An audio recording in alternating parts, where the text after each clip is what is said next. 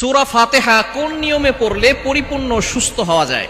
আমরা অনেকেই জানি সূরা ফাতিহার ভিতরে শিফা রয়েছে, কিন্তু কিভাবে পড়লে, কোন নিয়মে পড়লে একজন মানুষ পরিপূর্ণ সুস্থ হবে, এটা আমরা অনেকেই কিন্তু জানি না। সূরা ফাতিহার ভিতরে শিফা রয়েছে, এটা নবীজি সাল্লাল্লাহু আলাইহি ওয়াসাল্লাম নিজে জানিয়ে দিয়েছেন। সূরা ফাতিহাকে বলা হয় সূরাতুশ শিফা, এটা হচ্ছে দোয়া কবুলের একটি সূরা।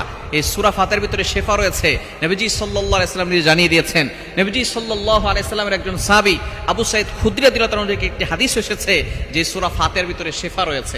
একবার নবীজি সাল্লাল্লাহু আলাইহি ওয়াসাল্লামের কিছু সৈন্যবাহিনী তারা যুদ্ধের ময়দানে গিয়েছে, সেখান থেকে ফেরার পথে তখন তারা একটা এলাকা দিয়ে যাচ্ছিল, তাদের খুব ক্ষুধা লেগেছিল।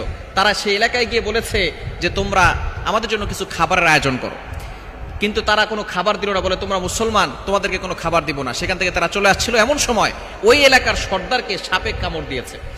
এখন তাদের কাছে কোনো চিকিৎসা নেই, কোনো চিকিৎসক নেই। তারা কি করেছে? তারা বলা শুরু করেছে